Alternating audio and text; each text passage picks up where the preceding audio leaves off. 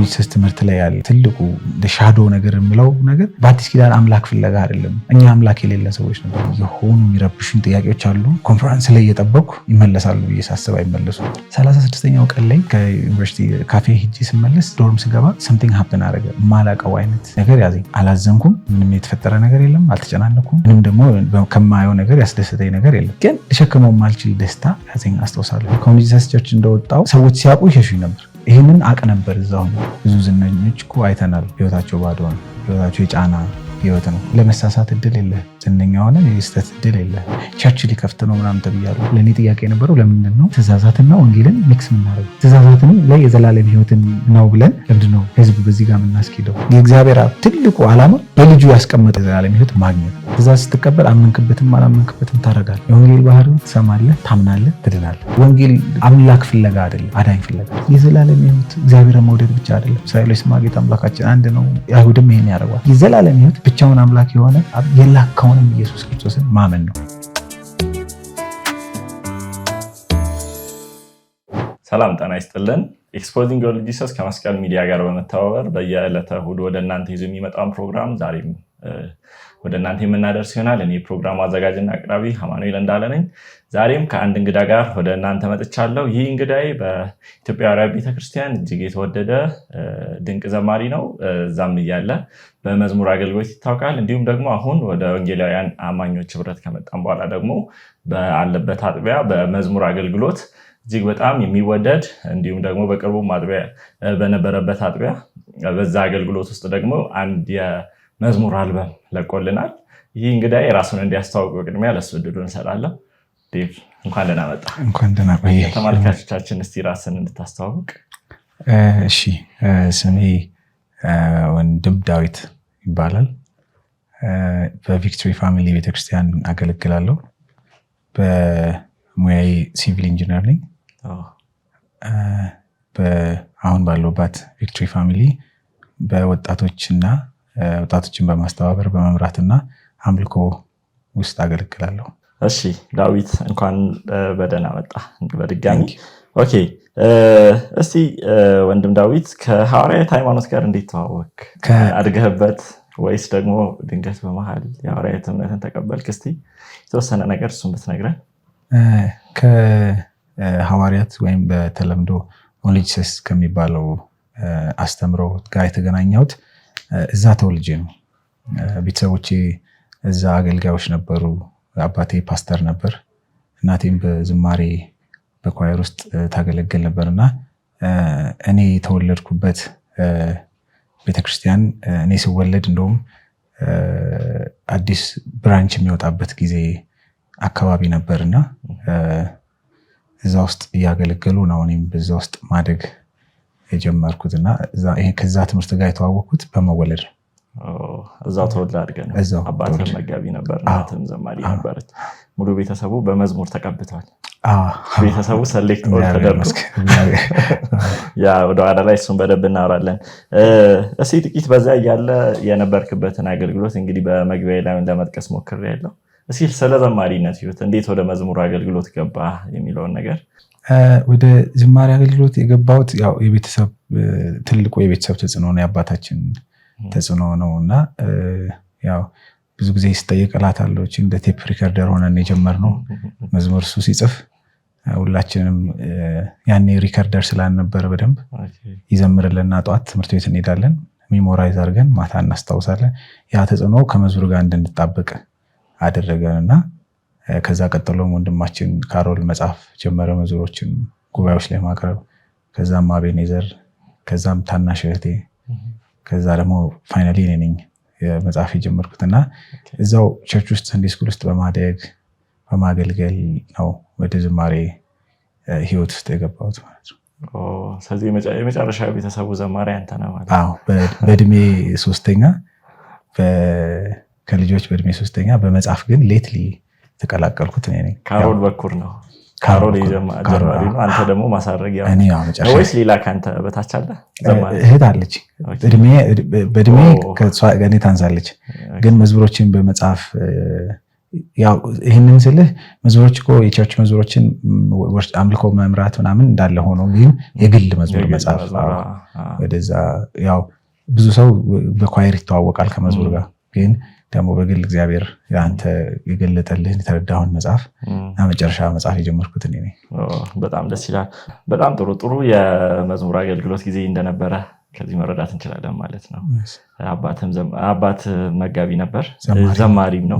እናት ዘማሪ ነበረች። ከዛ ካሮል፣ ከዛ አቤኔዘር፣ ከዛ እህትህ፣ ከዛ ደግሞ ኤልዳና። ኦኬ በጣም ደስ ይላል። አሁን ደግሞ እንግዲህ ወደ አንዳንድ ጉዳዮች በደንብ እየገባን እንሄዳለን ማለት ነው። ከዚህ ቀደም ከመቅረዝ ሚዲያ ጋር ካልተሳሳትኩ ትክክል ነኝ። እዛ ሚዲያ ላይ በነበረ ቃለ ምልልስ ላይ የተወሰኑ ጥያቄዎች የተፈጠሩበት አጋጣሚ እንደነበርና ያ ነገር ውሎ አድሮ ደግሞ ከቤተክርስቲያን እንድትወጣ ምክንያት ሆነሃል። እስኪ እንዴት ነው እነሱ ጥያቄዎች እንዴት ሲጀምር ተፈጠሩብህ? መነሻቸው ምንድን ነው የሚለውን ነገር እና 7 ወይ 8 ጥያቄ አይደለ? ጥያቄዎቹን ታስታውሳቸዋለህ? ወደ 7 ወደ 8 ይደርሳሉ። ያው ኦፊሻሊ የወጡት ጥያቄዎች ናቸው።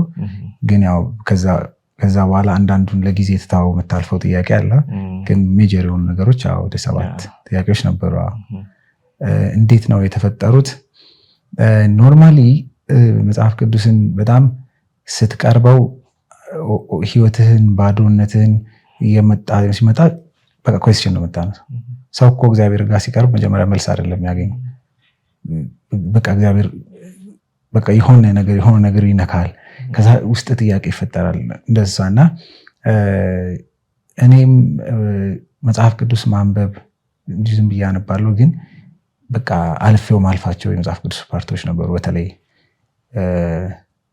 ልጅ ሆነን እንፍጠር አለ በፍጥረት ሲጀምር እንፍጠር ኑረድ ምናምን የሚሉ ፓርቶች ላይ ጥያቄ ይፈጠርብናል። ያው እዛ መልሱ ቀጥሎ እኮ ፈጠረ ይላል። ነው እሺ በቃ እናልፈዋለን። ልጅነት ነው። ግን ሰንዴ ስኩልም ያለው በጣም ጥያቄ ነበርኩ፣ አላልፍም። ከዛ ሰንዴ ስኩል ማለት ልጅ ሆነን ከዛ በኋላ አድርገን ግን በተለይ ወደ ዩኒቨርሲቲ ለመሄድ ባሉበት ጊዜያቶች የሆኑ የሚረብሹን ጥያቄዎች አሉ። ኮንፈረንስ ላይ እየጠበኩ ይመለሳሉ ብዬ ሳስብ አይመለሱም። በአጥቢያ ስብከቶች ላይ ይመለሳሉ ስል አድረስ አይደረጉም። እና ትንሽ ውስጥ ጥያቄ የተፈጠረ ዩኒቨርሲቲ ከገባው በኋላ አንድ ማረሳው በጣም ለብዙ ነገሮች እንደ ዘር የሆነ ነገር አንድ ወጣት ተማሪ ዩኒቨርሲቲ ሰከንድ ኢየር ነው ፈርስት ኢየር ዶርም ለሊት ይመጣል። አንድ ቀን በጣም የሚወደኝ ጓደኛ ነውና ይመጣና ዮሐንስ ወንጌል 17ን ቁጥር 2 ላይ እኔ ላደርገው የሰጠኝን ፈጽሜ በምድር አከበርኩ፣ አባቶ የዓለም ሳይፈጠር በአንተ ዘንድ ነበረኝ አክብረኝ። እሱን ጥቅስ መጥቶ ነገረኝ። እሱ ፕሮቴስታንት ነው፣ እኔ እዛው ልጅሰስ ነው ያለሁት እና መቼ ነው ቸርች የምትጋብዘኝ ይላል። መዝሙሬን መስማት ይፈልጋል፣ አገልግሎቴን ምናምን እና ቅን ልብ ነው ያሉና ያስደነግጠኛል። ጴንጤ አይደል ለምን ወደኛ ጋር መምጣት ልቡ እንዴት ኢንትረስት አደረበት? ይሄ ነገር በጣም ጥያቄ ነበረኝ። ለምን እኔ እንደ ልጅ ሆኜ ሳድግ ያለው የነበረው ፕሮቴስታንት ሳይሆን የሚሰማኝ የነበረ ነገር ጭራሽ በጣም ነበር ደም የሚፈለው። ለምን ገብቶኛል ላልኩት ነገር ስለምቀና በጣም ቀና ነበርና ለምንድን ነው እንደዚህ ፍቅር የሚሰጠኝ? ሊያታልለኝ ነው ውስጤ እንደዛ ይላል። ወደዋለሁ ደግሞ ይመጣል። ጠዋት መጣ ካፌ ከመሄዳችን በፊት ቀስቅሶኝ ነው ቀስቅሶኝ እንደዚህ ሲለኝ እሺ ታዲያ ምንድን ነው ስለው ያው በጠዋት ዶክትሪን ልንጨቃጨቅ ነው መጽሐፍ ቅዱስ ምናምን። እሺ ምንድን ነው ስለው አይደለም በምድር ላይ እግዚአብሔር የሰጠን ዓላማ አለ፣ እሱን ፈጽመን ማለፍ አለብን እና ኢየሱስ እንደዚህ ነው ጨርሼ ነው ያከበርኩ አለው። አሁን አለኝ ሴንስ አልሰጠኝም፣ ምክንያቱም አልገባኝም። እሱ ልጅ አሁን ወደ ጌታ ሄዷል። ለእኔ ግን ትልቅ ዘር ነበር ያስቀመጠው። አይምሮ ላይ ይመጣል። አባት ወይ ኢየሱስ እንዴት አባት ወይ እያለ የሰጠኝን ታስክ እኮ ጨረስኩ። አሁን ደግሞ በቃ አክብሬ ልክ የሆነን ነገር ጨርሰህ ሪዋርድህን እንደምትጠብቅ ያለ ያለው ናግራ ይገባኛል። እዛ እናታችን በልጅነታችን ያስተማረችን ያየነው ከሷ ህይወት ነበር። የጸሎት ሰው ናት። 40 ቀን ጾም ጸሎት አላት በአመት። አንዳንዴ በአመት 2 ይሆናል አንዳንድ ጊዜ እና ደግሞ ልክ 40 ቀን ሊጨርስ ሲል ደግሞ ሙሉ 7 ቀን ምናምን ሱባኤ ነው የሚባለው ገብታ ጸልያለች ምናምንና ያንን ነገር አይ ስለነበር እኔም ወደ ህይወቴን ነገር ማምጣት አለብኝ የሚል እንትን አደረብኝና ፍላጎት ዩኒቨርሲቲ 3ኛ ዓመት ሲሆን መስከረም 30 ግቢ ገባው። ጥቅምት 1 ጀመርኩ 2005። ከዛ ያን ጸሎት ትምህርት ቤት ሄዳለሁ። ዓላማ መር ህይወትን የሚለውን መጽሐፍ ያነበብኩ ነበር። ፐርፐስ ድሪቨን ላይፍ 40 ቀን አይደል በየቀኑ አንዳንድ ቻፕተር እና እሱን እያነበብኩ 36ኛው ቀን ላይ ግን በሃንገር ነው መጸለየው። ይሄ እንትን አይደለም በጣም የሆነ ምን እንደምፈልግ አላውቅም። የምፈልገው ነገር አሁን ዲፋይን ላደርጋል ግን እግዚአብሔርን ማወቅ ፈልግ ነበር በጣም መንፈሳዊ። ግን ያኔ ያ ኢንተረስት የነበረው እውነት ለመናገር አገልግሎትን ለማሳደግ ምናምን ካለ ምክንያቱም ሰው ሲጸልይ ያየሁት አገልግሎቱን ለማሳደግ ሞገስ የሚባል ነገር እንደዛ ነው እንጂ የምር ባያገለግልም እግዚአብሔር ጋር በመኖር ብቻ የሚገኘውን ሳቲስፋክሽን ለማግኘት አላውቅም እንደሱ አይነት ነገር። ወየኔ እንግዲህ በሳል ሆኖ በጥልቀት አለማየት ሊሆን ይችላል። ግን 36ኛው ቀን ላይ ከትምህርት ቤት ከዩኒቨርሲቲ ካፌ ሄጄ ስመለስ ዶርም ስገባ something happen አረገ። ማላቀው አይነት ነገር ያዘኝ። አላዘንኩም። ምን ማለት ምንም የተፈጠረ ነገር የለም። አልተጨናነኩም። ምንም ደግሞ እንደዚህ ከማየው ነገር ያስደሰተኝ ነገር የለም። ግን ልሸከመው ማልችል ደስታ ያዘኝ። አስተውሳለሁ ህዳር 6 ነበር። አልቻልኩትም። ሰውነቴ መቆጣጠር አልቻሉም እና እንባዬ ይፈሳል። ዶርም ውስጥ ልጆች ግራ ገብቷቸዋል። ምንድነው የሆንከው? አረ ምንም አልሆንኩም። ቤተሰብ ሀዘን ግን አይደለም ምንም አልሆንኩም። በቃ እዛ ሁኔታ ውስጥ ተረበሽኩ። ለምን የነበረውን ነገር አወጣውና ሄጄ ከግቢ መጨረሻ በርጋ ሄጄ ቁጭ ብዬ ለአንድ ለ2 3 ሰዓት አካባቢ 2 ተኩል 3 ሰዓት አካባቢ በቃ እንባዬ ይፈሳል። ይህ ድምጽ ምናምን የሚባል ነገር አላውቅም ነበር። አሁንም ድረስ ሰው ድምጽ ምናምን ሲል ሰው ግራ ሲገባው ይሄ ኦዲብል ድምጽ ነው የሚመስል፣ ግን ከውስጥ ሁሉ ነገር የሚያውቀው ድምጽ አለ አይደል? የሆነ ድምጽ ሰማውና ስለ ኢሉዥኒስት ሰው ኢሉዥን ይመስለዋል። ያው ሀፕን ሲያደርግ ነው። ምን ያው ወይ ራያል ታይ ወይ ልብ አላለብኝም ምንም፣ ግን የሆነ የመንቃት ድምጽ ሰማው መንቂያ እና ከዛ ቀን ጀምሮ የሆነ ሰማይ ነው ግፍፍ ያለልኝ። ማታውቀው ክረምት ላይ ሲሆን ጥቁር ደመና ግፍፍ አለልኝ። ምን አይነት ሰው ሆንኩ? የእግዚአብሔር ነገር ሲሰማ ሶፍት ሆንኩኝ በጣም። ወዲያው በቃ መንበርከክ የሚቀናው እንባ የሚቀናው ይሄ ከሰዎች ጋር ያለኝን አለመግባባት ለመፍታት የሚሄደው መንገድ እንደ ድሮ አይደለም። በቃ ኬርለስ ነበርኩ። አሁን ግን እያንዳንዷን ነገር በደንብ ከእግዚአብሔር አንግል ማየት ጀመርኩ። የሆነ ትንሽ የህይወት ለውጥ ማየት ጀመርኩ። ህይወቴ መትውትና አገልግሎት የሚባለው ነገር በሌላ ይሄ እንደዚህ ሆኖ ዝግጅት ውስጤ ተዘጋጅቶ እየኖረ ጥያቄ ግን በደንብ መጽሐፍ ቅዱስ ያነበብኩት መጣ። ጥያቄዎች መጡ። እንዴት ደፍሬ ልጠይቅ? ምክንያቱም የነበርኩበት የአገልግሎት ኢንፍሉዌንስ ወደፊት እንድትቀጥል እንጂ ቆመህ እንትን የሚያደርግ አልነበረም። በዩኒቨርሲቲም የነበረኝ አገልግሎት እና የሆኑ ችግሮች ተፈጠሩ። ያ ገፈፍ አለልኝ አልኳ። ድሮ ፕሮቴስታንት መጣ ላይ ነበርኩት ሰው ጊታር ይዤ ግቢ ውስጥ ተቀምጬ ዘምራለሁና ይመጣሉ፣ አድቬንቲስቶች ይመጣሉ። የሆነች ቦታ አለች ምትላት ቁጭ ብለን ምንና የት ዩኒቨርሲቲ ነበርክ? ወላይታ ሶዶ። ያችን ጊታር ይዤ የዘመርኩ የድሮ መዝሙሮች እነ ተስፋዬ ጋቢሶን እነ ደረጀ ተስፋዬ ነው ማቀው። አባቴ ድሮ መኪና ውስጥ ይከፍት ነበር እና እሱን ፓስተር ዳን ስለሽን ስብከቶች ምናምን በትልጅነቴ ሰምቻለሁ። ያቺ ነገር ኮሚኒኬት ለማድረግ በር ሆነችልኝ እና ሳያቸው ሲመጡ የፍቅር ሰዎች ናቸው ማለት ምንም የሚያሳዩኝ ነገር የለም። ሪጀክት አያደርጉኝም።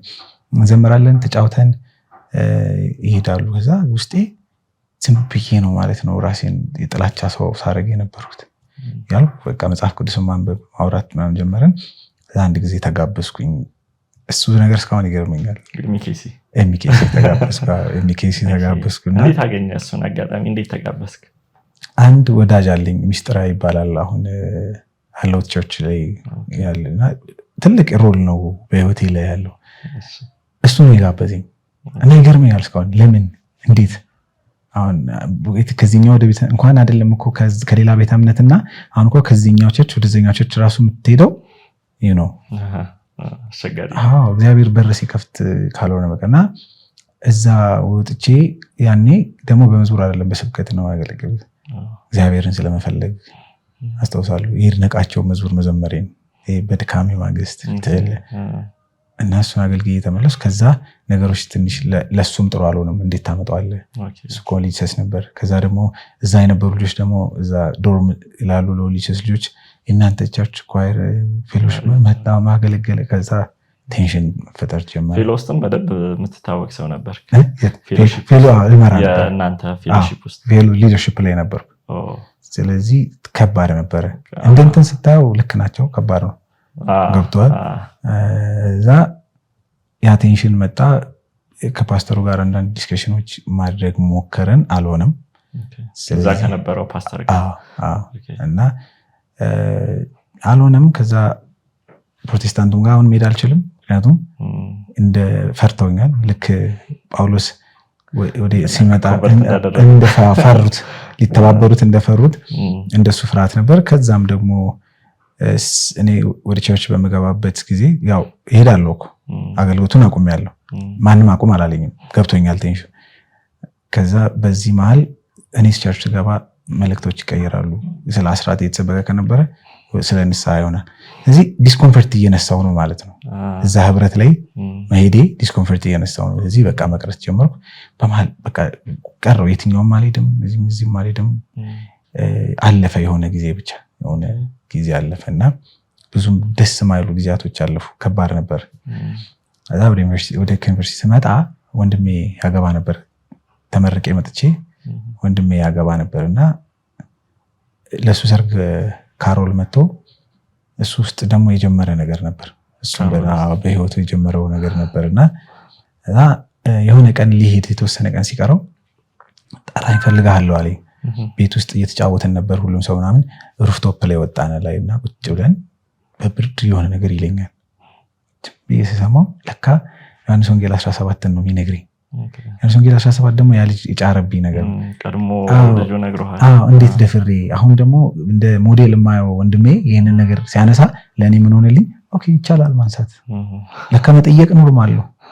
ገብቷል። ኃጢአት አይደለም። የጥያቄ ስህተት አይኖረውም፣ የመልስ ነው ሊኖር ይችላል። እና ይህንን ይዤ መጠየቅ ጀመርኩ። ትንሽ ከሄደ በኋላ በቃ በደንብ ኦፊሻሊ ከሰዎች ጋር ዲስከስ ለማድረግ ለመጠየቅ ጀመርኩ ማለት ነው። ደስ የሚል ምስክርነት ነው። እንደዚህ አይነት ምስክርነቶች በጣም ደስ ይላሉ አይደለ? ሰዎች እንዴት ኮንቨርት እንዳደረጉ እንዴት ጌታ እንደረዳቸው ሲመሰክሩ መስማት ዎኪንግ ቴስቲሞኒ። እኛ ራሱ ያዋን ምስክሮች ነን እና ህይወታችንም ይመሰክራል። አንተ ደግሞ ያችን ቅጽበቷን ከነቀኗ ሁሉ ይዛታል። እንደዚህ ቀን ካላስክ ልጅት ልርሳ። እግዚአብሔር ይመስገን።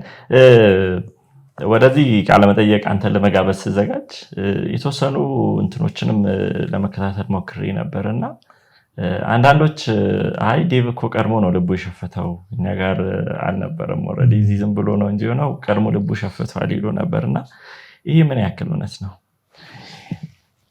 ያው እንግዲህ ልብን የፈጠረ ነው የሚመረምረው። አሁን አማን እንደዚህ ነው ያለው ብዬ ባስብ ሰማው ካለኝ ግምት ተነስቼ ነው ሊሆን የሚችለው። ያኔ ልብ የመሸፈት ጉዳይ ሳይሆን ልቤ ጥያቄ አለው እና ደግሞ ልቤ እንዳልኩ ልቤ ተከፍቷል።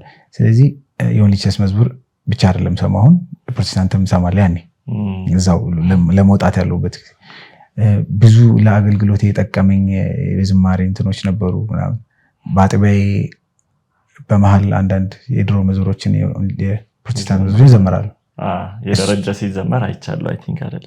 የተስፋዬ ጋቢሶ ደረጃ ከበደ የዶክተር ደረጃ እንደዛማ እና እሱ ነገር ያው ደግሞ አንዳንድ ሰው ሁሉም ሰው እኮ ሀሳቡን ደግሞ በግልጽ የሚናገር ሰው አለ።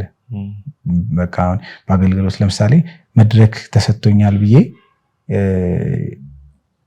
እንትን አልሆነም። ይሄ ነገር እንዴት ነው ብዬ መጠየቅ እንትኑ ነበረኝ። ስለዚህ እሱን ከማየት ካልሆነ በቀር ልብ ወዴት ይሸፍታል? ያው እንግዲህ ከዛ ሲስተም ሪሊጂየስ ባህል ካልቸር ትንሽ ወጣ ያለ ነገር ካለ ለምሳሌ የመጠየቅ ፕሮቴስታንት መዝሙር እና አምልኮ ስመራ ምናምን ይሉኝ ነበር ሰዎች። አንተ ምንድነው እንደ በልማድ ድርጅት ነው የሚባለው የድርጅት ለምንድነው እንደ ድርጅቶች የምትዘምረው ና ይባላል። ምንድነው ያደረኩት እኔ አይገባኝም ነበር። ግን እነዚህ በተሰመረልህ መስመር መሄድ ነው የተለመደው። ስለዚህ ከዚህ አንጻር ይመስለኛል እንጂ ያንን ቤተክርስቲያን ካለመውደድ ወይም ደግሞ ኦፍኮርስ አሁንም ድረስ ግን ለገንዘብ ነው የወጣችሁት ይላልና ፕሮቴስታንቶች ባካችሁ ስጡን ገንዘብ ያቆያችሁ ስጡን። በዚህ አጋጣሚ እንደሱ አይነት ለዝና ነው የወጡት ምናምን የሚባል አለ። ከዛ ከወጣህ እንደሱ ነው ሞስት ፕሮባብሊ የሚሰጣው እንጂ በታማኝነት ነው ያገለገልኩት። ቸርች የነበርኩበት አጥቢያ ፓስተር መመስከር ይችላል። ፍቅሬን አልጣልኩም፣ በፍቅር ነው የሄድኩት። ያ አቋም ለውጥ ሲኖር አቋም ነው። እነሱ ነገሮች ካልሆኑ በቀር ልብ የሚያሸፍ አሁንም እኮ የሆነ ልብ እዛ ውስጥ ያለ ልብ አለኝ። አይዴንቲቲ የተነሳሁት እዛ ነው። ነገሮች እንዲስተካከሉ ስለሆነ ነገር ሲወራ ልቤ ይደነግጣል። አሁን የት ይሸፍታል ከዛ ማንነት። ግን ያው አቋም ሲሆን ደግሞ ያው እውነት ሲሆን ወንጌል ሲሆን ምንም ህይወት ነው። ህይወት ናቸው። ምንም ማድረግ አይቻልም። አንድ በጣም ቀጥተኛ የሆነ ምላሽ ለተመልካቾቻችን በተለይ ደግሞ አንተን በጣም እስካሁንም በጣም ጥሩ መልእክቶችንም የሚጽፉልህን በኮሜንት ምናምን አያለውና ምናልባት አንዳንዶች ተቃለህ ሰላንተ መውጣት ውሸት ሲነገር እውነት የሚመስላቸውም አንተም ራስህን ዲፌንድ ስታደርግ አላየውም። ቀርበህ አይደለም እንደዚህ አይደለም ስትል አልሰማውም። እና ግን እነዚህ ንጹህ ልብ ኖሯቸው ካንተ ለሚጠብቁ ሰዎች ምናልባት ፈቃደኛ ከሆንክ ለዝና ነው የወጣኸው? ለዝና እንደውም የሚመቸው እዛ ነበረ ማለት የሚመቸው ስልህ ጥሩ መሰረት አሁን ማን ያገኛል? እውነት ለመናገር አሁን እንዴት ነው መሰለህ ከዛ የወጣው ስወጣ በጣም ትግል የነበረብኝ እንደውም ልንገርህ፣ በጣም ትግል ከዛ ለመውጣት ስልህ not only ይሄ አቋሜን በደንብ ኦፊሻሊ ለማውጣት ትግል የነበረኝ አገልግሎት፣ የሰው ፍቅር እንግዲህ ምንድን ዝና በቃ አክሴፕታንስ ኢንፍሉዌንስ ምናምን ለኔ በጣም ማነቆ ሆኖብኝ አሁንም ለብዙ ሰዎች ማነቆ ሆኖ ያለው ነገር እሱ ነው። እስከዛ ስወጣ እኮ ባዶ ነው ሆኖ ማን ያገኛል? ጭራሽ እንደውም ልንገርህ ኮሚኒቲ ቸርች እንደወጣው ሰዎች ሲያውቁ ይሸሹኝ ነበር። አው ልክ ነው የነበረው የትምህርትን እንትን ወይ በዲሲፕሊን የወጣው ሊመስላቸው ይችላል። እና የመጀመሪያው ቸርች ተቀብሎኝ እስካገኙ ማረፊያ ሰው ይሸሸኝ ነበር። ይሄንን አቅ ነበር እዛውኝ ስወጣ በቃ ምንም ባዶ እንደምሆን ሰው አልባ እንደምሆን አቅ ነበርና አሁንም ለዝና አይ ዶንት ኬር ማለት ዝና የሆነ ፖዚቲቭ ነገር ሲኖር አሁን ዛሬ 2 ሰው ያውቃል፣ የሚያውቀው ሰው ቁጥር ይጨምራል ነው እንጂ ሌላ ዓለም አይደለም። ስለዚህ ለዝና ከሆነ እዛ መቆየት ሞር የተሻለ ነው። በደንብ ይታወቃል። በተለይ ደግሞ ወጥ በሆነ ነገር አሁን ለምሳሌ ሌላው ዓለም ላይ በአንዱ ግሩፕ ብትወደድ በአንዱ ግሩፕ አትወደድም። አንድ ቤት እዛ እንደውም ወጥ ነው። እዛ በቃ ተወደድክ ከተጠላት ማለት ሪጀክት ከተደረግ ትደረጋል። ለዝና አይደለም። አሁን የሚረዱ ልጆች አሉ። አሁን በፊት እኔን ይሰድቡኝ የነበሩ በፊት እኔን አሁን ላይ እነሱ ላይ ሲመጣ ወደ ነፍሳቸው ሲመጣ ለካ ለቸርች አይደለም የተጠራሁት ለካ ለዘላለም ሕይወት ነው የሚለው ነገር ሲመጣ አሁን የሚረዱ ልጆች አሉ። ምንድነው ምን እንዳስወሰነኝ ልንገርህ። የመጨረሻ የወሰንኩባትን ታይም እንደዚህ ጊዜ ወስጄ በደምብ ሰፋ አድርጌ የምናገረው እኔ ወክ ያረኩባት ፓዝ ላይ ምናልባት የሆነ ቻፕተር ላይ ያለ ሰው አለ ወይ የሆነ ነገር ላይ ያለ ሰው አለና ለሆነ ሰው ይጠቅመዋል። እና አንድ በማገልገለበት ሀያት አካባቢ ባለው ምስራቅ አጥቢያ ላይ ያገለገልኩ መዝሙሮቼ ተቀየሩ። መዝሙሮቼ ከአበላኛ አልፎ ትንሽ ጠጠር እያሉ መጡ። የእግዚአብሔር ልጅ ማለት ጀመርኩ። መንፈስ ቅዱስን መጥቀስ ምናምን ጀመርኩ እና እሱ ህይወት ውስጥ ታዟል፣ ታርዷል ምናምን እያልኩ መጣው። አንድ ቀን አገልግዬ ተቀምጬ መሰዊያ ላይ የሆነ ፕሬዘንስ መጣ። አላቆም ልክ ስልህ እንደዚህ በሰውኛ መገልጸው አይደለም፣ ልክ ግቢ ማቃተን እና ተንበርክኬ ያንን ፕሬዘንስ በቃ አስተናገድኩት። አልቆም ፕሮግራም ምናምን ከውስጤ እስኪወጣ ድረስ እና በጣም አለቅስ ነበር። ግን ውስጤ የሆነ ድምፅ ሰማለሁ። እሱ በእግዚአብሔር መልክ ሲኖር ሳለ ከእግዚአብሔር ጋር መተካከልን መቀማት እንደሚገባ አልቆጠረውም። ከዛ አንዱ ምንድነኝ እኔ አሁን እንደዚህ ማይክ ይዤ መዝሙር ማዘመሬ እንደ ህይወት ጥግ ለምንድን ነው የተሰማኝ? እሱ እኮ ለታዘዘው ነገር እስከ ሞት ጥግ ድረስ ሄዷል። ያን ቀን ወሰንኩ፣ በቃ ፊት ለፊት መናገር አለብኝ፣ ማጣውም ቢሆን ልጣው ብዬ ማለት ነው። እና ለዝና አይደለም ዝና ቢኖር እዛ በጣም የተሻለ ቦታ ነው። ቅድም እንዳልከው ለምሳሌ ወደዚህ ወደ ወንጌላውያን አማኞች ጋር መጣ ዘማሪ በጣም ብዙ በቁጥር በጣም ብዙ አለ። ሳቹሬት ያደረገ ነው።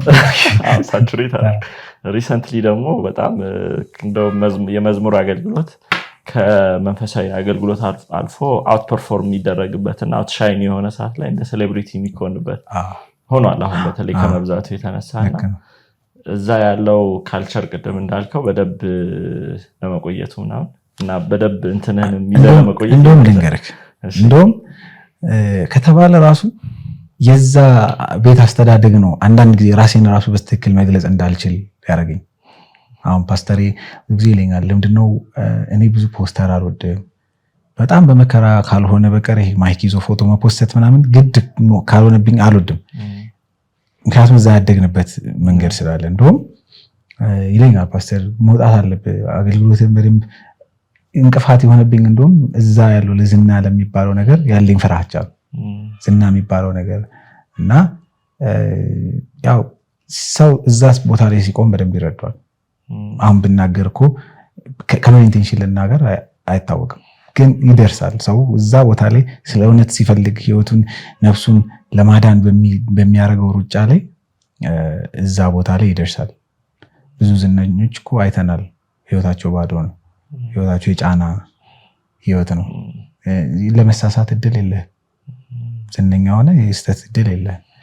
ስለዚህ ሁሉም ነገር ፊት ለፊት ስለሚወጣ ስፖትላይት ላይ ትወጣለህ። በጣም ይጨንቃል እና እስኪ ይድረስባችሁ መልካም በረከቱ ይድረስባችሁ።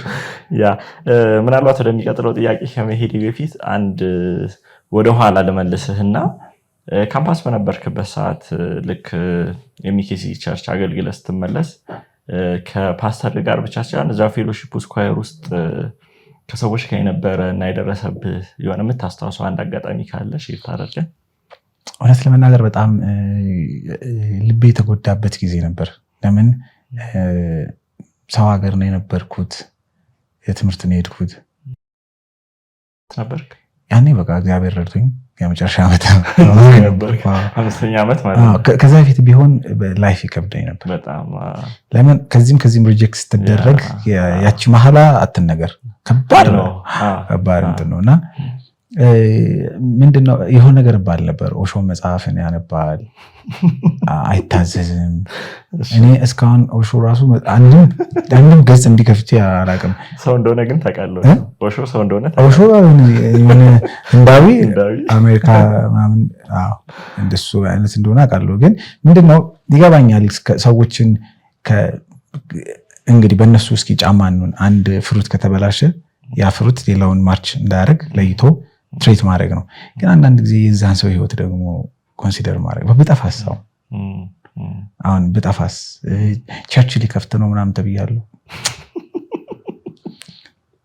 ወረቀት የሚገርም ማስታወሰው ይሄንን ሁሉ ይተባል ከዛ ግቢ ሆነ ነው እና ፕሮቴስታንት ፌሎ እንትን ደርሶኝ ብሩሸር ደርሶኝ 1 3 4 5 ነው እንደዚህ እና ይዤ ያለው በእጄ ከዛ የሚገርም እራት እየበላን እጄ ነበርና በሉ እንግዲህ እንደማይሄዱ እኮ አውቃለሁ በሉ እንግዲህ ተጋብዛችኋል ፕሮግራም አናም ብዬ እዛ ቸርች ለነበሩ ላልጠሉኝ አሉ አይደል ለነሱ ምናምን ለካቺ ነገር እዛ ስትሄድ ቸርች ከፍቼ ሰዎችን ፍላየር እየሰጠው እሷ ቸርች ተከፍታል እና በሱ አይነት እንትን ይገጥመኝ ነበር ሰዎች ይፈሩ ነበር ባይጠሉህም ልጆች ባይጠሉህም ካንተ ጋር ግን መታየት እነሱ አደጋ ሆኖ ይሰማቸው ነበር ግን it's okay ዲሲፕሊን የመደረግ ሌላኛው አስፔክት ቤተክርስቲያንን የመጠበቅ እንዳለው ነው ደግሞ ያንንም ደግሞ ግለሰብ ዲሲፕሊን ማድረግ ነው አይደለ ዲሲፕሊን ተደረገ ሲባል ያንን ሰው ከነበረበት ነገር እንዲወጣ መርዳት ነው እንጂ በዛው እንዲጠፋ ማድረግ አይደለም ጳውሎስ እኮ እንደዛ ብሏል ያንን ሰው በቃ ስጋውን ነፍሱን ቴኬር አድርጉታል አይደል ያኛውን ከአባቱ ሚስት ጋር የተኛውን ሰው ቅጣት አይደለም ደግነቱ ትራውት በዛ በነበረኝ እንትኖች ሁሉ ቸርች ወረ ኦፊሻሊ አግዳኝ አታውቅም ለምን እንደሆነ አላውቅም እግዚአብሔር ምህረት ያበዛልኛል እኔ ቀድሜ ነው ማቆም እውነቴን ነው ወይ አየሩ ሸቶኝ ወይ ደግሞ እኔ ነኝ ማቆመው ለምን ይገባኛል ስራዬ ታወቀኛል አሁን ፕሮቴስታንት ቸርች ጃገልጊ ስመጣ ለግባ አቅፎን ስለዚህ ራሴን በሁለተኛው ወይ በኋላ ጥያቄ ላይ ካነሳው እግዚአብሔር እንደው ሞገስ ሰጥቶኛል በፊታቸው በእውነት እንትን አልተባልኩ ያለው ቴንሽን እንዳለ ሆኖ ግን በቃ ተቀመጥ ተብያ አይደለም የነበረ ሁለቱም ጊዜ ማለት ነው ከዩኒቨርሲቲ መልስ በኋላ ባለው ግን ከባድ ነው ለዛ ሰው ከብዳል ዓለም ሊቀበለው ይችላል ተስፋ መቁረጥ ሊቀበለው ይችላል ደግሞ ቸርች ስታዲግ እንደ ቤት ሁሉን ነገር ሆኖ የሚሰማ እሱ ነው ከዛ በምንም አጥፍተህም ቢሆን ብትወጣ ተንባዲ ካንተ ጋር ሊቆም ይገባል በተለይ ፓስተሮች ያው በሞቅ ሰው የለኝም የነገሩ ክሪቲካልነት እንደዛ አድርጎ ሊሆን ይችላል ኦኬ ጥሩ ጊዜ ያሳለፍን እንደሆነ ተስፋ አደርጋለሁ ወደሚቀጥለው ጥያቄ እንሂድና ልክ እነዚህ አንዳንድ ጥያቄዎች የተፈጠሩብንም ጥያቄዎች በዛው ያነሳልን እነዛን ጥያቄዎች መጀመሪያ ለቅርብ ጓደኞች ነበረ የሆነ ለክሶ ሽምግልና እና እንደዛ አይነት ኢቨንት ላይ ነው ሼር ያደረግከውና ከዛ በኋላ ምን ያክል ኮምፎርታብል ነበር ከነዚህ በምታነሳቸው ጥያቄ አንተ ምን ይሰማ ነበረ ከሰዎች በምታየው ሪያክሽን ምናምን እንዴት ነበር ጥያቄዎቹን ስታነሳ የሰዎቹ ሪያክሽን ያንተስ እኔ እስከዛሬ የሚገርመኝ ያንን ያቺ ለዚህ ሁሉ መነሻ ለመውጣቱ መነሻ የሆነችዋን ጥያቄ ስንጠያየቅ ዲስከስ ያደረግነው ሰውዬ በጣም እስካሁን ይገርመኛል እግዚአብሔር ይባርከው በእውነት እግዚአብሔር ይባርከው ለምን መሰለክ ኮንቨርሴሽኑ ሲጀምርልኝ እሱ ነበር የጀመረውና እኔ እኮ ፕሮቴስታንት ቸርች ያለው ነው መንፈስ ቅዱስ የተሞላሁት አለኝ አገኘሁ እኔ እንትና አልነበርኩም ፕሮቴስታንትን ደግፌ ምናምን እኮ አይደለም እዛው ነኝ ያለሁት ግን ልቡ ክፍት የሆነ ሰው ይሄ ግቢ ከገጠመህም ነገር አንጻራውና ይሄ 360 ዲግሪ ዞሮ የሚያስብ ሰው ማግኘት ሲያወራ ደስ ይላል ነው እንዴ እንደውም የሚገርም መጽሐፍ ቅዱስ እንደዚህ ይላል እግዚአብሔር ልጅ እኮ ይላል እንደዚህ ይላል ያልኩ ሳወራው አንተ በቅንነት ነበረ እነዛ ነገሮች ሲስተማ ነበረ እና ተካሱ የመዘገበ ነው ውስጡ ይዞ እዛ ያው አቀረበኝ ማለት ነው ለሸንጎ ቢሃይንድ ደሲን ብዙ ነገር ሆኗል እኔ አላውቅም በኋላ ልጆች ናቸው የነገሩኝ እዛ ኳይር አብረን ከምናገለግል እንደዚህ ተከሳህል ምናምን ሲሉኝ ኦኬ ምንድነው ከምን የተነሳ ነው ፓስተሬን በጣም ወደው ነበር አሁንም በጣም ወደዋለሁ ፓስተሬ እና የእሱን አገልግሎት ማበላሸት የለብኝምና እኔ ነኝ ከዛ ውስጥ አይደለ ችግር እየፈጠርኩ ያለሁት ስለዚህ አገልግሎቴን አቁሜ የሚሆነውን መቀበል የሚያስተምሩኝም ከሆነ ወደዛ መጣሁኝ ጥያቄዎቹ የእግዚአብሔር ልጅ ጋር ያተኮሩ ለምን ታስታውሳቸው ከሆነ ለተመልካቾች የእግዚአብሔር ልጅ የሚባለውን ኮንሰፕት እንዴት ነው በቃ ጀስት እንደ ምንም ፖይንት ሳይሰጠው በጣም ኦፍኮርስ እግዚአብሔር ልጅ ነው ይባላል ትምህርቱ ላይ እግዚአብሔር ልጅ ነው ይባላል። ግን እግዚአብሔር ልጅ ነው ሲባል የሆነ ጥያቄ ሰው ካነሳ ወይ ደግሞ ለሆነ ትምህርት መልስ ለመስጠት ከታሰበ ካልሆነ የኢየሱስ ክርስቶስ የእግዚአብሔር ልጅነትን እንደ ፋውንዴሽን በጸሎት ውስጥ አልሰማውም፣ በወንጌል ተብሎ ሲነገር አልሰማውም፣ መዝሙር ውስጥም አልሰማውም። እና ያ ነገር ግራ ይገባኝ ነበር። ይሄን ነበር አንድ ያነሳሁት የነበረው። ለምንድነው ኢየሱስ የእግዚአብሔር ልጅ መሆኑን በመዝሙሮቻችን በጸሎታችን በስብከታችን ውስጥ የሌለው? እንደውም ከመሪዎች ጋር ከዋናዎቹ መሪዎች ጋር አዲስ አበባ ስብከት ሀገረ ስብከት ምናምን ከሚባለው ጋር ከዋናዎቹ መሪዎች ጋር ሳወራ ያነሳው ጥያቄ ነበር። ቤተክርስቲያኒቷ ሎጎ አለ ማቴዎስ 16 ላይ በዚህች ዓለት ላይ ቤተክርስቲያኔን መሰረታለሁ የገሃነም ደጆች አይችሏትም የምትለው ሎጎ እና እሷ ሎጎ ጥቅሷ በጣም እንደ ባንዲራ ነው። በየእንትኑ ማህተሙ ላይ ምናምን አለች እና ያ ጥያቄ የነበረው ከላይ እኮ ኢየሱስ የሰው ልጅን ማን ይሉታል ሲል ጴጥሮስ ከራሱም አንደርስታንዲንግ አይደለም ከብሉይ ኪዳንም አጣቅሰው አይደለም የሰማይ አባትን የገለጠልህ ያስባለውን አንድ መረዳት ከራሱም አይደለም አፍተር በቃ ነው ቢት ጴጥሮስ አልገለጠልህም አለው።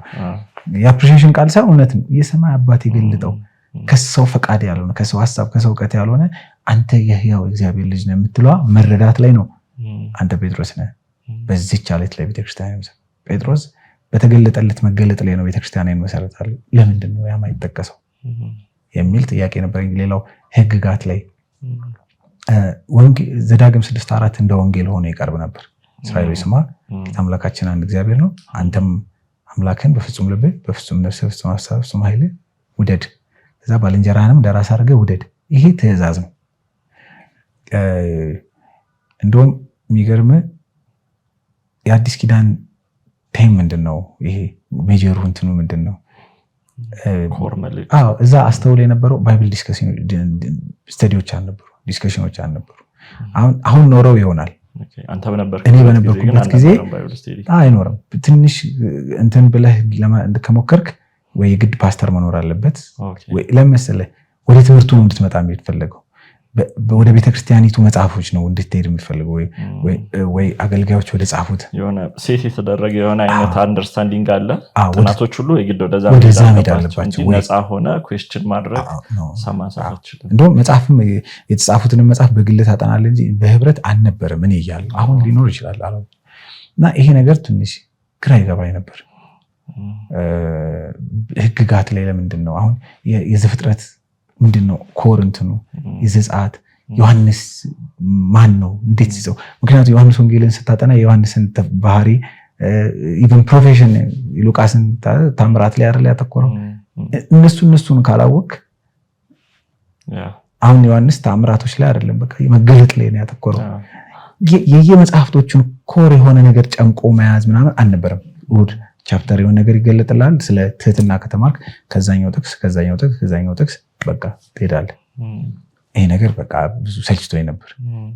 እዛ በተለይ ዘዳግም 6:4 ጌታ አምላክህን ስለመውደድና ባልንጀራህን ስለመውደድ ነው። ኢየሱስም አንስቶታል። ከትእዛዛቱ ሁሉ ፊተኛ ትእዛዝ ምንድን ነው? ወንጌል ብሎ አይደለም። አሁን ኢየሱስ የዘላለም ሕይወት ብሎ ያነሳቸው ፓርት አለ። አሁንም እዚህ ጋር አድማጮች በደንብ እንዲሰሙ የምፈልገው ወንጌል ተብሎ የዘላለም ሕይወት ተብሎ የተነሳን ነገርና ትእዛዛት ተብሎ የተነሳን ነገር እንለየው። ማለት ያ ማለት ትእዛዛትን መፈጸም ልክ አይደለም የሚል ሳይሆን ትእዛዛትን በትእዛዛት ላይብራሪ ስትገባ ኢንስፓይሬሽን ለብቻው ነው፣ ፊክሽን ለብቻው ነው አይደል? ስቲል ምንድነው ላይብራሪ ነው። መጽሐፍ ቅዱስንም መዝሙሮች አለ፣ ትንቢት አለ እና ትእዛዛትን እንደ ትእዛዛት ነው ትሪት የምታደርገው። ወንጌልን የዘላለም ሕይወትን ደግሞ እንደዚህና ለኔ ጥያቄ የነበረው ለምንድን ነው ትእዛዛትና ወንጌልን ሚክስ የምናደርገው? ትእዛዛትን ላይ የዘላለም ሕይወትን ነው ብለን ለምንድን ነው ህዝብ በዚህ ጋር የምናስኬደው? እዚህ ላይ ምናልባት አንድ ግልጽ እንድታደርግልኝ የፈለኩት ነገር አሁን ምንድነው ለሰዎች ወንጌል የሚለው ቃል የምስራች ነው አይደለ? ቃሉ በትርጉም ደረጃ ወንጌል ስንል ጉድ ኒውስ ነው። ዋት ኢዝ ዘ ጉድ ኒውስ ነው አይደለ? ለምሳሌ አንድ አይሁዳዊ ጋር ሄደ ዘዳግም 6:4 ኢዝ ዘ ጉድ ኒውስ ብትለው አሃቢት ይላል ኦሬዲ አቋለው እና ይላልና እሱ ነው በደብ ስትረስ ያደረክ ያለው ስለዚህ አሁን ያንን እንግዲህ የወንጌል ምንነትን እና ደግሞ ቅድም ያልከውን የዘዳግም 6:4 ነው እነሱ እንደ መልካም ዜና የሚያመጡትና ሲሱ ላይ በደብ ጫና አድርገው ወንጌል ታዲያ ምንድነው የሚለውንም በዛ ወንጌል ይሄን አይደለም ወንጌል ደግሞ ይሄ ነው አላለ ይሄ አይደለም ካልከ በኋላ ታዲያ የሚሰራችሁ ስለምንድን ነው ስል የሚሰራችሁ ደግሞ ይሄ ነው የምትለውንም ነገር ለተመልካቾቻችን በደብ እስቲ ያስተላልፍልን አሁን ትእዛዝ ሲሆን ትእዛዝ ነው አክብር አረግ ፎሎ አድርግ ነው ህይወት ሲሆን ደግሞ ወንጌል ሲሆን ደግሞ ስማ እመን ነው ትእዛዝ ስትቀበል አመንክበትም አላመንክበትም ታረጋለህ አይደል የትእዛዝ ባህሪው ነው የወንጌል ባህሪው ትሰማለህ ታምናለህ ትድናለህ ልዩነቱ እዚህ አሁን ወንጌል ብታምንበትም ባታምንበትም ነው ብለህ የምትሄደው ፕሮፓጋንዳ አይደለም ትእዛዛትን ትጠብቃለህ ወንድምህን መውደድ ግዴታ ነው ወንጌል ጋር ስትመጣ ግን አምነህ ህይወትህን ኑሮውን አካሄድህን ሁሉ ነው የምትመሰርተው በአዲስ ኪዳን እኔ ስለ ወንጌል የገባኝን ወንጌል ፐርሰናሊ ነው አሁን ይሄንን አሁን ሳወራ ወይ ፕሮቴስታንት ቸርች ነው ኪ ወይ ቸርች ነው ኪ ማለት አይደለም it's my understanding እና አንተ በሳቱ የነበረ ሐሳብ ነው አሁን አንዳንድ ጊዜ እንፈራለን ተሳስቼ ነበር ብላ ለማለት ለዚህ ነው እኮ ሰዎች ሲያወሩ በጣም ከሚወሩት ነገር ላይ የሆነ ነገር ይለቀማል ተብሎ ስለሚል በወቅቱ የነበረኝ አንደርስታንዲንግ አሁን የነበረኝ አንደርስታንዲንግ ግን አሁን አንደርስታንዲንግ አንደርስታንዲንግ ነው ዛት እና ስለ ወንጌል አምላክ ፍለጋ አይደለም አዳኝ ፍለጋ አሁን የአዲስ ኪዳን ብዙ ኦንሊ ጂሰስ ትምህርት ላይ ያለ ትልቁ እኔ እንደ ሻዶ ነገር የምለው ነገር በአዲስ ኪዳን አምላክ ፍለጋ አይደለም እኛ አምላክ የሌለን ሰዎች ነበር በቃ ላይክ ማለት እስራኤል አምላክ ያላቸው እስራኤላውያን አይሁዶች እንኳን አልተቀበሉትም ኢየሱስ ቢሆን በአምላክ ፍለጋ አምላክን መፈለግ ቢሆን ኖሮ አይሁዶች በጣም ተሻሉ ነገር ነበራቸው መዳን ፍለጋ የዘላለም ህይወት ፍለጋ ከሞት በኋላ ያለውን ህይወት ፍለጋ ነው አዲስ ኪዳን በደንብ ስቴት የሚያደርጉ ጉድ ኒውስ ማለት አይዟችሁ ይሄውን ስትነግረው አዲስ ሰው ህይወት ታገኛለህ እኛ ህይወት የምንለው መኖርን አይደለም ሰርቫይቭ ማድረግን አይደለም ያኛው ህይወት በጣም ይበልጣል በትንሹ እንኳን መንፈስ ቅዱስ መጥቶ ሲነካን የምናገኛትን ሐሴት you can imagine ደግሞ ያኛው after life ያለው ያኛው ከሞት በኋላ ያለው ላይፍ እና ወንጌል ሲባል ያ በብሉይ ኪዳን የነበረው አምላክ በብሉይ ኪዳን እስራኤሎች ሲያመልኩት ሲገዙለት የነበረው አምላክ ልጁን ላከ ያ ልጅ ደግሞ እሱ ራሱ ወንጌልን እየሰበከ ወደ ዘላለም መንግስት እንድንመጣ ቤዛ ሆነን መንገድ ሆነን ስለዚህ ያ አይሁዶች ሲፈሩት ሲንቀጠቀጡት የነበረው the same God he said recognize አሁን ልጄን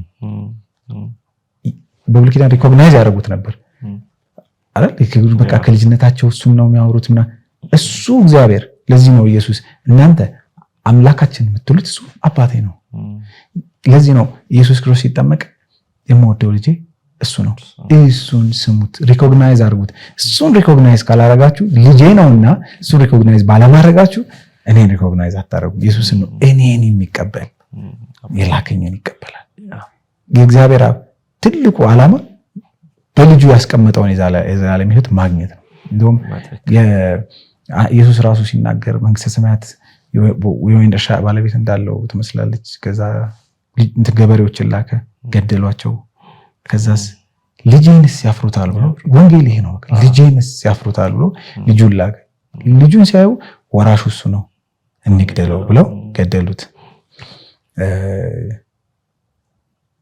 እግዚአብሔር አብ ለምሳሌ የሚነሳ በጣም የሚያሳዝነኝ ነገር ምን መሰለህ with all respect ነው ይሄን መናገረው ከምገልጸው በላይ ለዛ ቤተክርስቲያን ያለኝ ፍቅር anyone የሚያቀኝ ሰው ይረዳል ወንጌል ጋር አልደረሰም በጣም ይሄንን በጣም ያዘንኩ ነው የምናገር ወንጌል ጋር አልደረሰም አዲስ ኪዳን ጋር አልደረሰም የአዲስ ኪዳን ተች ቢኖረው አዲስ ኪዳን ጋር አልደረሰም ቀደም እንዳልኩት ልጁን ሪኮግናይዝ አድርግ ካለ ወንዶ ልጅ እሱ ነው እሱን ስሙት ካለ ምንድነው ማድረግ ያለብህ? በተለይ ደግሞ ትእዛዝን በመቀበል ጎበዝ ነህ አይደል? ጌታ አምላክን ትወዳለህ አይደል? ባልንጀራህን ትወዳለህ። ትእዛዝ መቀበል ጎበዝ ከሆንክ የምወደው ልጅ እሱ ነው እሱን ስሙት ሲል ምን ማድረግ አለብህ? መቀበል። እንደዛ አይደል ያለው ዮሐንስ ይመስለኛል። ጴጥሮስ ከገናናው ክብሩ የምወደው ልጅ እሱ ነው ሲል ሰምተናል። እኛ እንደውም በትእዛዝ መቀበል ጎበዞች ነን፣ አሁንም እንቀበላለን። ስለዚህ ነው እግዚአብሔር በክርስቶስ ውስጥ ሆኖ ዓለሙን ከራሱ ጋር ያስታረቅ ነበር። ማንን ኮንሲደር እንድናደርግ አድርጎ ልጁን ኮንሲደር ስናደርግ ያ ከእግዚአብሔር የመጣውን ያንን የመዳን ፈቃድ በጣም የሚያሳዝነኝ ነገር ሳነበው ሁል ጊዜ ውስጤ ይነካል። የመታረቅ ፈቃድ የኛም አልነበረም። አጥፊዎቹ እኛ ነን። የመታረቅ ፈቃድም የለንም። እግዚአብሔር የመታረቅ ፈቃድ ኖሮት ከዛ ደግሞ ከፋዩም ደግሞ እሱ ነው። የሚገርም ዋጋ ከፋዩ ሴሬሞኒውን ልጁን ነው የሚከፍለው። አንዳንድ ጊዜ ቪዲዮዎች ላይ ምናምን አይተህ ከሆነ እሱ ራሱን ካልመጣማ ልጅ ሰው ሌላ ሰው ከላከማ በጣም ጨካኝ ነው ማለት ነው የሚል ራስ ወዳድ ነው። ኢሳያስ ላይ በደዌ ያደቀው ዘንድ ፈቀደ። ዮሐንስ ወንጌል ላይ ሲናገር እግዚአብሔር አንድያ ልጁን እስኪሰጥ ድረስ ዓለሙን እንዲሁ ወዷል። የእግዚአብሔር ፍቅር የተገለጠበት ትልቁ እንትንና ፈቅዶ ልጁን ሳክሪፋይስ ሲያደርግ የመታረቂያው እንትን አድርጎታል ነው፣ ፌስት አድርጎታል። የሚታረደው በግ ማን ልንበላ? እኛ ልንበላ። ስለዚህ ነው እኔ የህይወት እንጀራ ነኝ ይሄን ስጋዬን የሚበላ የመታረቂያው ፓርቲውን በለው ምን በለው የዛ እንኳን ራሱ በግ ኢየሱስ ነው። ያንን የበላ ነው ከሱ ጋር የዘላለም ሕይወት የሚኖረው። አንድ ክራይቴሪያ ያስቀምጧል። በሱ የሚያምን የዘላለም ሕይወት እንዲኖረው እንጂ እንዳይጠፋ። እግዚአብሔር ትእዛዝን መቀበል ጎበዝ ከሆንክ በሱ የሚያምን የዘላለም ሕይወት የሚለውን ተቀበል። ኢየሱስ ራሱ ሲጸልይ ዮሐንስ ወንጌል 17 በጣም ለተመልካቾች ሪከመንድ ማድረገው ዮሐንስ ወንጌልን ማንበብ፣ በተለይ ደግሞ መነጽርን አውልቆ ማንበብ። ጥቅሱን ላንብብ ምናልባት በጣም አብሬ በቃል ራሱ ላንብብ ይችላል። ዮሐንስ ወንጌል 17 ከቁጥር ስንት ላንብብልህ? ከላይ ጀምሮ ቢሆን ከቁጥር 1 ጀምሮ ላንብብልህ። እሺ ዮሐንስ ወንጌል 17 ከቁጥር 1 ጀምሮ እንደዚህ ይላል። ኢየሱስም ይህን ተናግሮ ወደ ሰማይ ዓይኖቹን አነሳና እንዲህ አለ፣ አባት ሆይ ሰዓቱ ደርሷል። ልጅ ያከብር ዘንድ በስጋም ሁሉ ላይ ስልጣን እንደሰጠኸው ለሰጠኸውም ሁሉ የዘላለም ሕይወት ይሰጣቸው ዘንድ ልጅህን አክብረው። እሺ በመሃል ባቋረጠ ቅር አይደማ በደንብ ኤክስፕሌን እኔ በጣም ይሰማኛል። ይህን ጥቅስ ልጅ ያከብር ዘንድ ለሰጠኸውም የዘላለም ሕይወት እንዲሰጣቸው ልጅህን አሁን ልጅ ያከብር ዘንድ ለዘላለም አሁን ለሰጠው ልጆቹን ምን የዘላለም ሕይወት እንዲሰጣቸው አሁን ልጅህን አክብረዋል። ከዛ ወርዶ ምን ይላል? እኔ ላደርገው የሰጠኝን ስራ ፈጽሜ በምድር አከበርኩ። ምንድነው በምድር እሱ ፈጽሞ ያከበረው? ለሰጠው የዘላለም ሕይወት እንዲሰጣቸው ኢየሱስ አብ የሰጠውን የዘላለም ሕይወት በልጁ በኩል እንዲያገኙ ወሰድ። ከዛስ አሁንም አባት ሆይ ዓለም ሳይፈጠር በአንተ ዘንድ በነበረኝ ክብር አንተ በራስህ ዘንድ አክብረኝ። አሁን በጣም ኢየሱስን የሚወድ ሰው የኢየሱስን ንግግር ዝም ብሎ ይቀበላል። እንዲህ ለማለት ፈልጎ አንዳንድ የሚገርመኝ ይሄ ለማለት የፈለገው እንዲህ ለማለት ፈልጎ ነው። አልቀበለውም ማለት የፈለገውንማ ብሎታል። በቃ ብሎታል። ማለት የፈለገውን ብሎታል። ከዛስ ቀጥሎ ግልጽ ነው መንባቡ ማለት ማለት የፈለገውን ግልጽ ነው ብሎታል። ከዓለም ለሰጠኝ ሰዎች ስምህን ገለጥኩላቸው፣ ያንተ ነበሩ፣ ለእኔም ሰጠሃቸው፣ ቃልህንም ጠብቀዋል። የሰጠኸኝ ሁሉ ከአንተ እንደሆነ አሁን ያውቃሉ። የሰጠኸኝን ቃል ሰጥቻቸዋለሁና እነርሱም ተቀበሉት። ከአንተም ዘንድ እንደወጣው በእውነት አወቁ፣ አንተም ዘንድ እንደላከኝ አመኑ። እንደውም 16 ላይ አካባቢ መሰለኝ 16 14 ላይ ነው ምዕራፍ ላይ ሲጨርስ ዓለም አንተ እንደላከኝ በዚህ ያውቃል ምናምን ብሎ ኑ ተነሱ እንሂድ ይላል። ዓለም ራሱ እንዲያውቅ የተፈለገው ምን እንዲሆኑ ኢየሱስ ክርስቶስን ማን እንደላከ ኢየሱስ ክርስቶስን አብ ልኮት እንደመጣ እንጂ ኢየሱስ አብ እንደሆነ አይደለም። ያልነበረው እንዴት በቃ ኢየሱስን እንደላከው በቃ እዚህ ጋር ማቆም እኮ በጣም ህይወት ነው። እሺ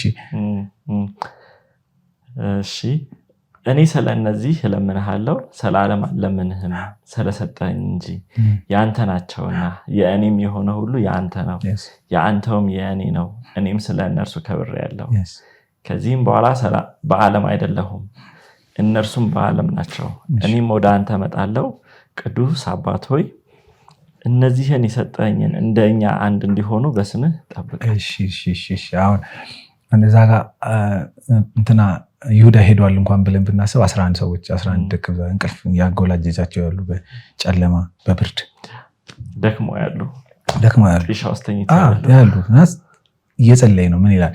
ጻድቅ አባት ሆይ የሰጠኝን እነዚህን እንደኛ አንድ እንዲሆኑ 11 ናቸው። የሆነ ተጨፍልቀው የሆነ ሞንስተር ሊፈጥሩ ወይም ደግሞ የሆነ ሊፈጥሩ አይደለም።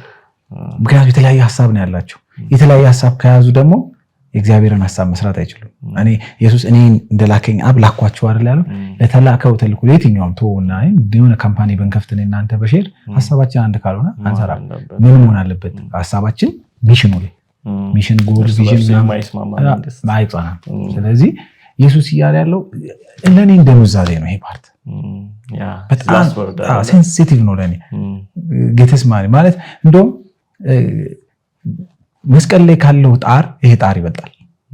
ለኔ ይሄ ጣር ይበልጣል። ያ ኦሬዲ በቃ ተገልጧል። ይሄ ወደ መስቀል ለመሄድ ፍርሃት አለ። የደም ላብ ያለበው ይላል እኮ በጣም ይፈራ፣ ይተክዝ፣ ይደነግጥ ጀመር። ስለዚህ በዚህ ሰዓት የተናገረው ያለው ነገር እያንዳንዱ ቃል ፔንፉል ናት ለሱ። ይሄን ሁሉ ዋጋ ከአባቱ መከፍል ከሆነ እንደውም እቺ ጽዋ ከኔ ተለፍ እንደውም አይደል ብትወዳ ይሄን ሁሉ ፔን መከፍል ከሆነ ጻድቅ አባቱ እኛ አንድ እንደሆነ እሱ አንድ ይሁን፣ እኔ ለምልካቸው አንተ እንደላከኝ እኔ ለምልካቸው ቪዥን አንድ ይሁን እያለ ነው። ቀጥሎ ደግሞ ከእነርሱ ጋር በዓለም ሳለው የሰጠኸኝን በስሜን ይጠብቃቸው ነበር፣ ጠበቅኳቸውም፣ መጽሐፉም እንዲፈጸም ከጥፋት ልጅ በቀር ከእነርሱ ማንም አልጠፋም። አሁንም ወደ አንተ እመጣለሁ፣ በእነርሱም ዘንድ ደስታ የተፈጸመ እንዲሆንላቸው ይህን በዓለም እናገራለሁ። የሚገርም ነው። እንደው ቅድም ሳላነሳ ያለፍኩት ዩኒቲና ይሄ አሁን ኑሜሪካል ዋነስ ዋነስ እና ዩኒቲ ይለያያል። እዚህ ጋር ስለ ዋነስ እያወራ አይደለም፣ ዩኒቲ ነው። እኔ እናንተ አንድ እንደሆነ እንደውም እኮ ወርዶ ምንድን ነው የሚለው? አንተ በእኔ እንዳለ እኔም በአንተ እነርሱም በእኛ አንድ የሆኑ። ይሄ በጣም ግልጽ ለሆነ ቀን ለሆነ ሰው መጽሐፍ ቅዱስና ህይወቱን ለማትረፍ ለሚፈልግ ሰው በጣም ግልጽ የሆነ እንትን ነው። በጣም ግን መወዳትን ፓርቱ ወደ መጨረሻ አካባቢ እንትን ይላል። አባቶ እኔን የወደድክባት ፍቅር በእነሱ ውስጥ ትሆን ዘንድ። አሁን አስበው፣ አንተ ቤት ወራሽ ነህ፣ የቤተሰቦች ወራሽ ነህ፣ ያላቸውን ሀብት ሁሉ ወራሽ ነህ። እኔ ደግሞ ለምሳሌ ከሆምለስ ነው የመጣሁት። ሆምለስ ለአባትህ አባዬ እኔ የሚገባኝ ነው፣ ለእኔ የሰጠኝ ፍቅር ሁሉ ሳትቀንስ ለሱ ስጠው። እኔን የወደድክባት ፍቅር ሳትቀንስ እነሱን ወደዳቸው። ልጅ አባቱን እያለ ነው አይደል? አንድ ልጅ በአባቱ ቅፍ እንዳለ ያለውን ክብሩን አየን አይደል? የቱ ጋር መጥቶ እሱ ራሱ ምን አለ? እኔን የወደድክባት ፍቅር በእነሱ ስትሆን። ይሄ ነው ማስታረቁ። በቃ መማለዱ ይሄ ነው። ምን እኔ ያገኘሁትን ነገር አሁን የምሞተው ወደ መስቀል የሚሄደው ምን እንዲሆን ነው? እኔ ያገኘሁትን ፍቅር ወንጌል ለእኔ በቃ ይሄ ነው። እኔ ያገኘሁትን መወደድ እነሱ እንዲያገኙ እቺም በማለቱ ነው። በቃ እኮ አማላጅ አስታራቂ ምናምን የምንለው ደሴም ደግሞ የሚገርመው ደሴም ከዚህ በፊት የሆነ ኢንተርቪው አንስቼ ነበር። ፍቅር አየሁ የሚለውን ሲንግል መዝሙር ቀደም የጠቀስከው ሲንግል መዝሙር ሳወጣ ይሄ በዚህ ላይ የተመሰረተ ነበር። በቃ ደሴም ክርስቲያኖችም ናት ኦንሊ ወደዚህ እምነት መረዳት ያልደረሱ ሰዎች አሁን የደረሱትም ሰዎች እንዲረዱት በመኘው ነገር የተወደድንበት ፍቅር ለስ የሆነ ፍቅር አይደለም። እኔን የወደድክበት ፍቅር በእኔ ያለች ፍቅር በእነሱ ውስጥ ደግሞ የሚገርመህ እኔ ባለሁበት ደግሞ እነሱ እንዲሆኑ ፈልጋለሁ። አይወንድም በዛ ፈልጋቸዋለሁ። እዚህ ምድር ብቻ አይደለም። ቅድም ስለነዚህ ብቻ አልጸልይም አይደል? በእኔ ስለሚያምኑ ሁሉ ነዋል። እኛንም ከትውልድ በኋላ ከዘመን በኋላ መጣው በመንግስትህ እዛ በአማራው መቅደስ በአማራው በዛ መንግስት ሰማያት እንዲኖሩ ፈልጋለሁ። this ወንጌል ይሄ ነው ወንጌል። እና ስምህን ገለጥኩላቸው አለመጨረሻ ላይ ያንተ ነበሩ። እና ብዙ ጊዜ ስምህ ሲባል ሊትራሊ አማን ዴቭ ብሎ የሚያስቡ ሰዎች አሉ። ኖ some is about authority። አሁን በኢየሱስ ስም ስንል እኮ አማርኛው የኢየሱስ ሂብሩ ሄሽዋ እንግሊዘኛው ጂሰስ የተለያየ ስም ነው። ወደ ግሪክ ኢየሱስ የተለያየ ስም ነው።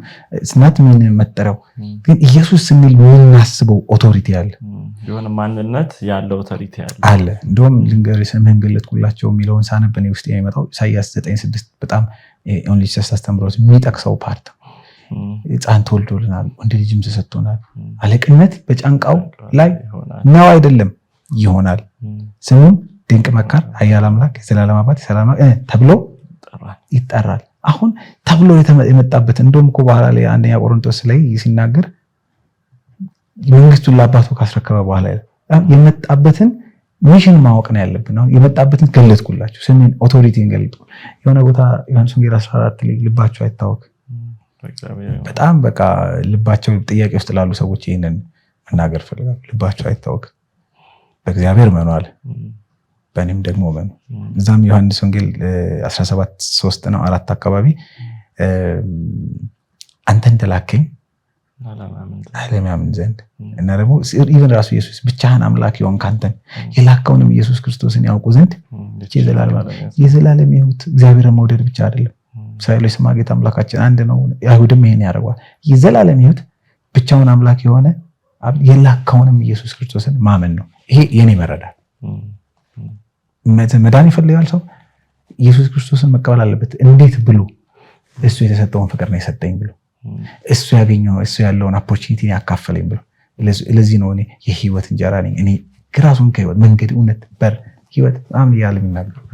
ስለዚህ እኔ ያኔም የገባኝ አሁንም መረዳት እየጨመረ ክፍት ነኝ ሁል ጊዜ ለመማር። ግን ማቀው የዘላለም ሕይወት ሲያነሳ ብቻህን የሆንክ አንተን የላከውንም ኢየሱስ ክርስቶስን ያውቁ ያምኑ ዘንድ እቺ የዘላለም ሕይወት ለሚፈልግ ሰው ሁሉ እግዚአብሔር አብን ልጁን ደግሞ መቀበል አለበት። ይሄ በጣም መስጠኑ ስለተባለ ማለት ነው። የፕሮግራማችን ተከታታዮች ከወንድም ዴቭ ጋር ያለን ፕሮግራም በዚህ አላበቃም። ቀጣይ ሳምንት እሁድ በዚሁ ሰዓት ቀጣዩን ፓርት የምንለቅ ይሆናል። እንቀጥላለን ማለት ነው።